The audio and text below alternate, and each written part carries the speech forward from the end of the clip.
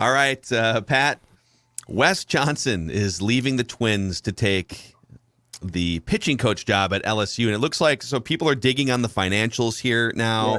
Yes. You've heard some things, but it looks like someone actually posted a screenshot of his contract, and so his base is going to be about what he was making with the Twins, and then there's another like $300,000 in other random money from appearances or whatever that gets him up to $700,000 to leave the There are Twins. camps. They got their camps. He makes about $100,000 on those.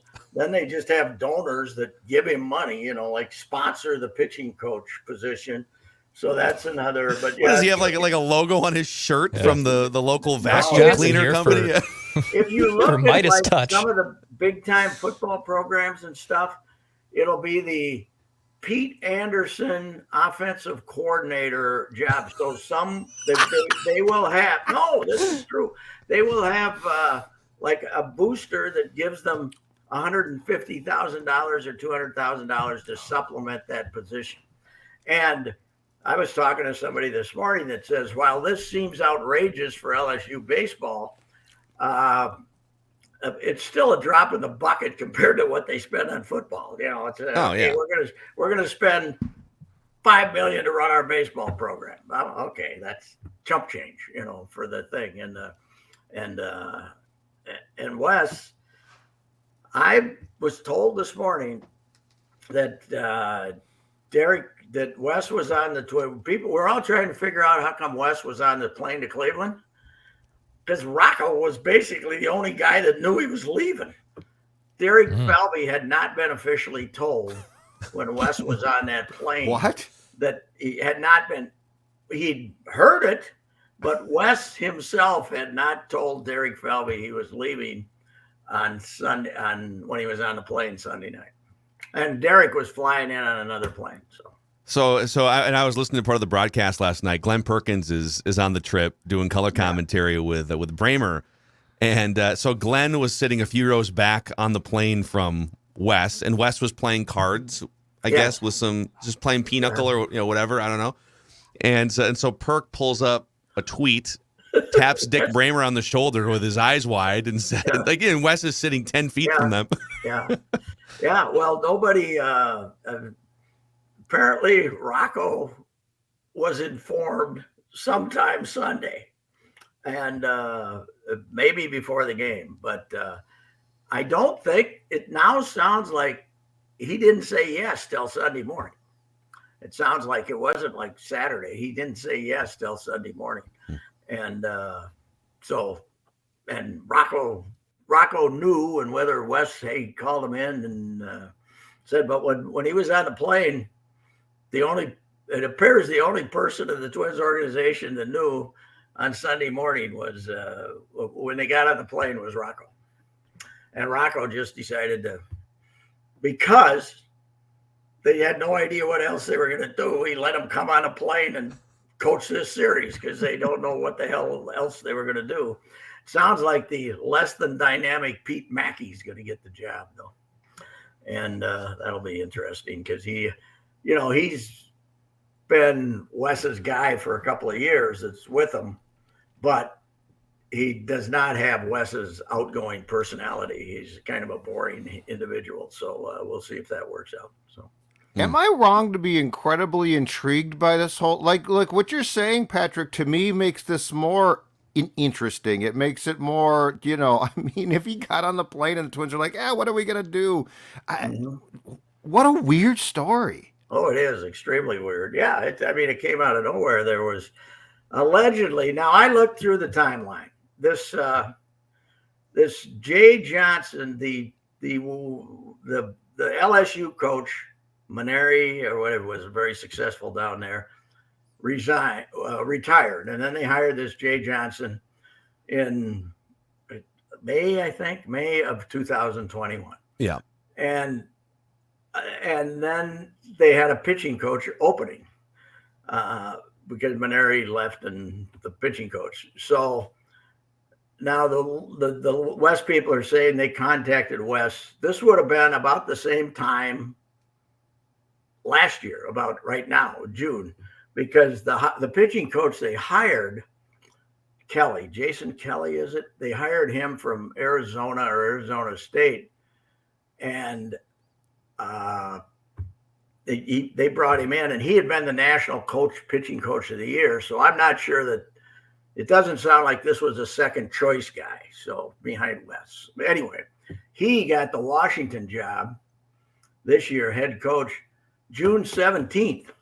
So this all came together, and hiring Wes came together in 10 days period, whatever it was.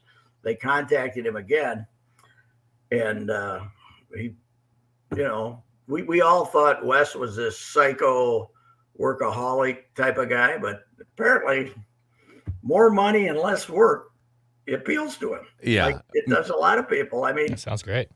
But here's the other thing about this baseball. It's a grind. It's all day long. Yeah, but you get 4 months off, right?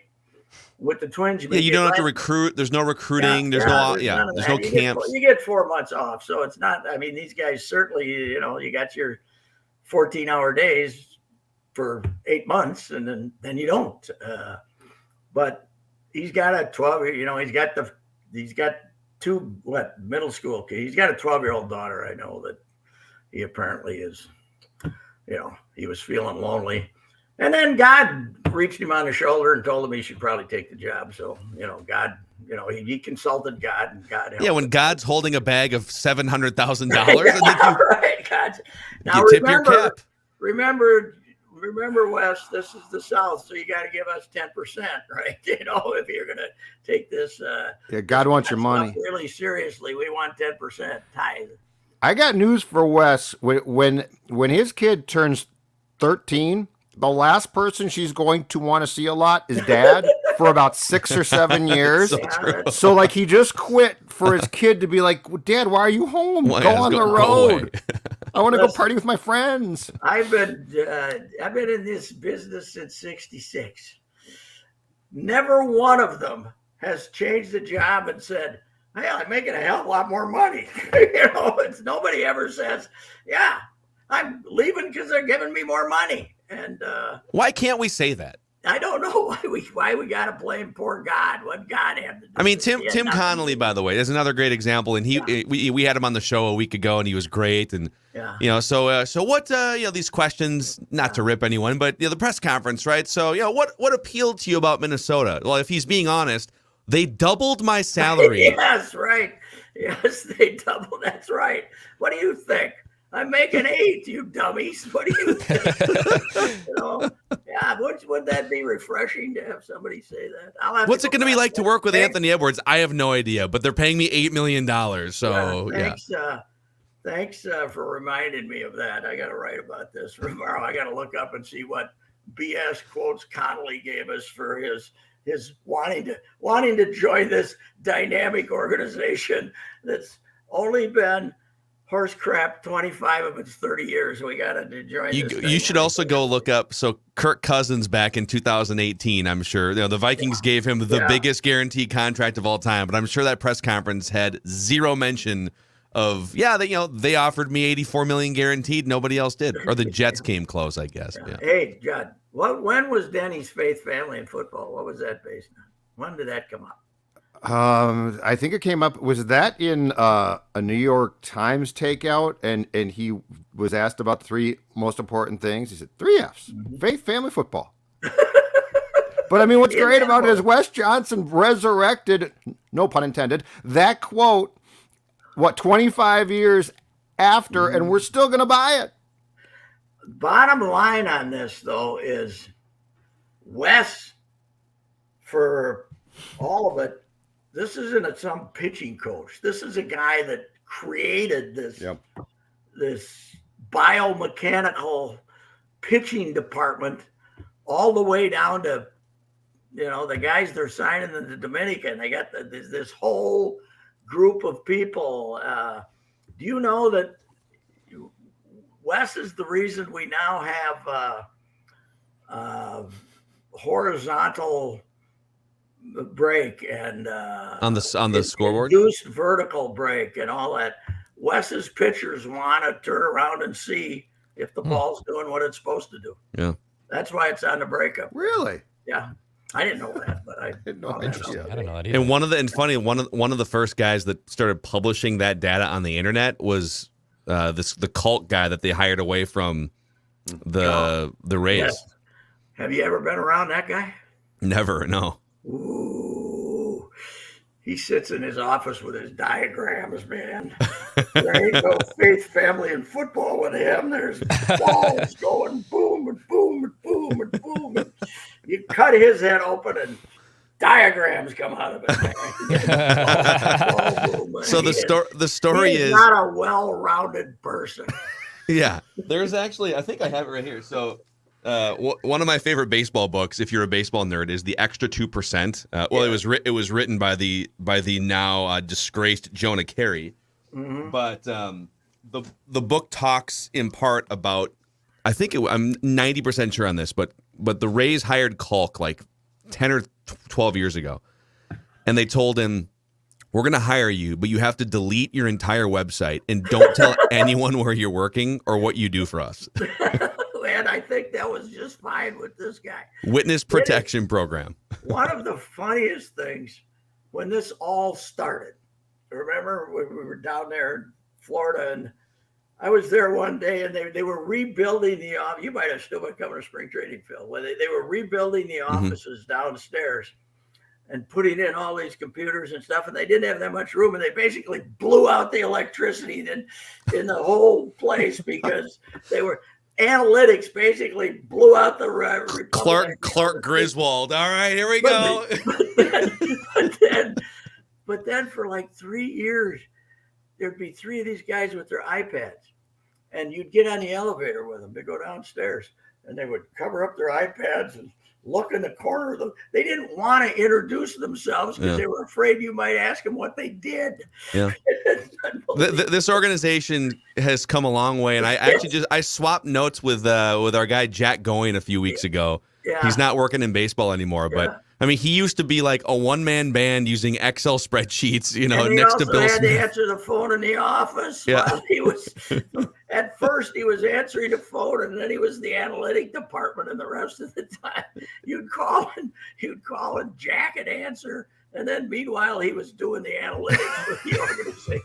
Yeah, so the Twins, hold on a second. I'm doing some war work right now. I'm right in the middle of I'm in a BABIP research project. Stop right by. in the middle of my What's your name?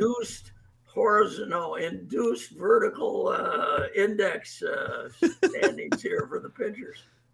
That's unbelievable. But I know there's some people miffed about this. That's for sure, that he's bailing in the middle of the season. I just don't get why it has to happen now. I mean, Right. They must have a lot of important off-season. Well, they did get a transfer portal guy yesterday that apparently, but I mean, if you announce you're hiring him, and he gets on the phone, if he spends 2 hours every morning on the phone talking to recruits, I don't get why if you've already signed a contract, I don't get why you have to bail. I really don't get it. Well, and Pat, is this new guy, is he, because from what you've said personality-wise, he doesn't sound dynamic. Is he a decent replacement, do we think? Because when Rocco lost his bench coach last year, that caused some problems. Like, I think Tingler's done probably a lot that we're not being told that at least helps out. So, like the whole thing of the show being run by a guy like Mock is long gone. These guys get a lot of help. But here's the deal. The thing about Wes is he could convince guys, right, to believe in this, right? I don't know if this guy can. I don't know. The key, I think, from what I'm hearing is Wes's guy, this Colby Suggs, who's the run prevention coach, and people like to make fun of that. But look at the titles they're giving NFL coaches, okay? Right. I mean, what the hell's the difference? Spread game coordinator, yeah. Quality control. But the run prevention guy is Wes's guy. Wes brought him in, and he's got the players on board. He's the guy that comes in, gives them the numbers, shows them everything, and a lot of them buy in.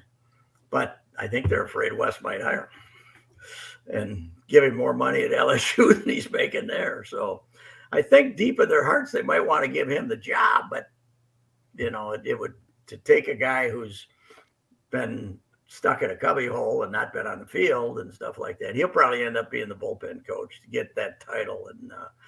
And Mackey, they'll give Mackey three months. But here's the deal: as promised by me last Thursday, they'll be back in first place real soon, right? Didn't I say that last Thursday? Yeah, I remember that well. Yeah, right. They're going to be right back. Don't worry.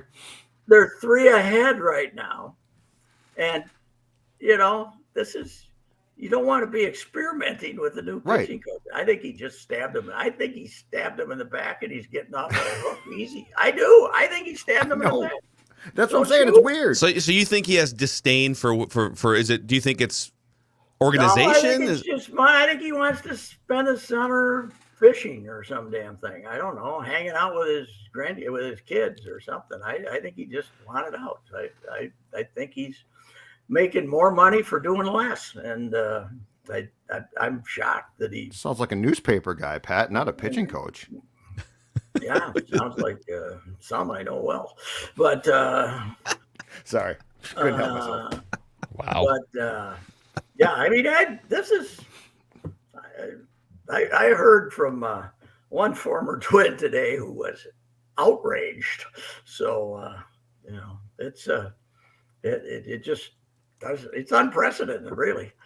As Judd, you were saying that, well, we had Norv Turner left. Yes, at the invitation of his coach is basically, I mean, this is unprecedented to me, the guy that just bails out in the middle of the season. It's, if it was the middle of last year, who gives a damn, right? If they're 15 games under 500, they're not going anywhere. But this year, this could be the year that they win one playoff game, right? Wow. Well, that's awfully optimistic. Look at that. From they're done. They're not going to make the playoffs. No more first place. I still don't think. Although the White Sox have gone right in the tank again. Tony's going to get fired, I'm sure. Yeah. How about Phil Nevin getting 10 days? You called it, Pat. That was a brawl. Holy cow. Well, Phil, that I told him this yesterday. Nevin changed his starting pitcher after the game Saturday night, after Trout got buzzed. He started an opener instead of the guy he was going to start, so that he could go out there, that this kid could go out there and throw it. It's actually kind of genius. Yeah. Well, it ended up costing him 10 days. And since he's an interim already, that's about, what's that? That's 15% of what he has left to manage before he gets gas. But he was nuts, so I'm not surprised. But and who was the guy for the mayor? Is it Jesse Winkler? Winkler, yeah. He charged the dugout instead of charged the mound. Now that's a tough guy. He walked over there with no support, up to 25 Angels players, and said, "Let's rumble." Yeah, right. And then gave the double birds to the stadium on the way back to his own clubhouse. Yeah, I'm sure we fined him for giving the double finger to the play. He got 7 games, by the way. Which is ridiculous. I bet they added it on. I mean, he gets hit. If you're giving Nevin 10 games for obviously ordering the guy to get hit, how can you give 7 games to the guy that got hit? I mean, what's he supposed to do? Take it? He knows the same thing that they're doing it on purpose. And then what happened? So he charged over to Nevin then, right? Because he didn't charge the mound. No, he charged over. It was It's only the second time I've seen a guy charge a dugout. The other time was Delman Young charging Jose Majares his own dugout on his own team. Yeah, I saw the greatest ever when Hal McRae was convinced that the Twins let George Brett's fly ball drop, so he couldn't win the batting title, and he charged Mock. He charged Mock because Mock, he had been screaming at Carew for a couple of days. McRae, you're not winning the batting title because we're going to walk you, blah blah blah, and Mock got mad at it and started screaming back at him, and McRae, because they had 4 guys going for the batting title that weekend in Kansas City. And they let Steve Bry. Something very fishy happened on that fly ball, and McRae went after Mock. So was it a sack fly situation? We went into the 8th or 9th. 8th or 9th, went into it was going to be the last at bat, and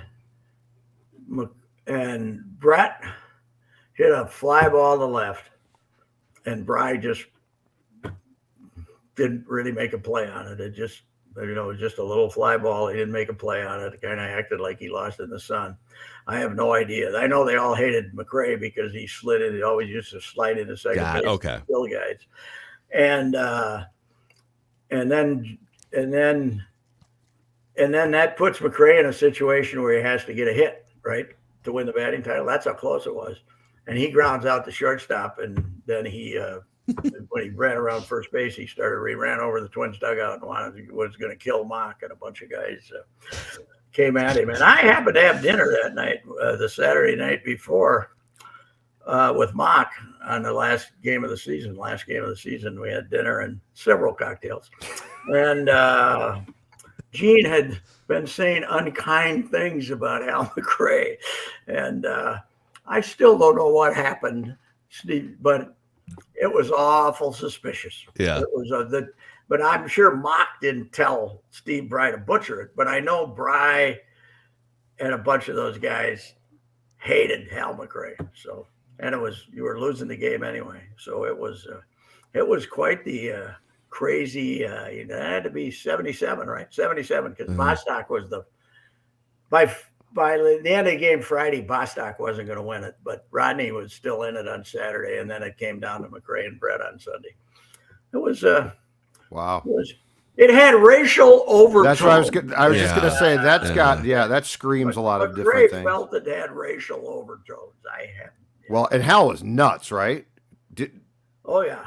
Because Hal's the one who had the great meltdown in KC when he threw the phone and hit the reporter. Yes. They asked him a question about his managerial techniques, and he took the phone and threw it and hit the poor guy. That's incredible. I asked him a question once, and he got offended, and not to the point he threw anything at me, but he always took your questions coming from the worst possible. In other words, he always tried to twist them to think you were second guessing him or questioning him or something like that. He interpreted. You could say, Pete Schwartz didn't have a very good day today. Why are you saying I shouldn't be playing him? And stuff like that. I mean, he always took it to. He was a feisty fellow. There's no doubt about it. Yep. He's the only guy I saw rush the dugout rather than the mound or someplace else. Yeah. So, well, we'll see. We'll see if the Twins pitching can avoid train wrecking and unraveling now that Wes Johnson is kicking his feet up. They certainly took care of Tristan McKenzie for the second straight time. After he's been pitching great. You know who I really like? Urshela. He's a good player. Urshela. Yeah. He's a good player. And you know what else? He likes baseball. When he makes a good play, when somebody makes a good play, he's like happier than hell. And he likes baseball. He wouldn't leave in the middle of a pennant race to go down to Louisiana so he didn't have to work. Hey, it's all about God, Pat. Huh?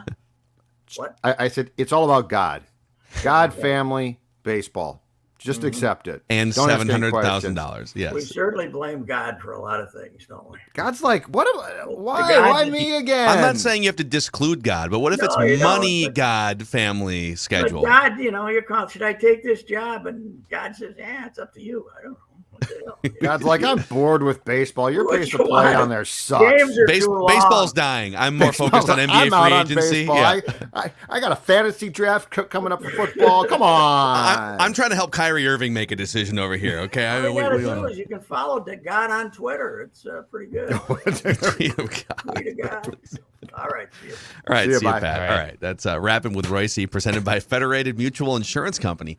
They've been around for over 100 years, helping businesses maximize their success through risk management tools and resources.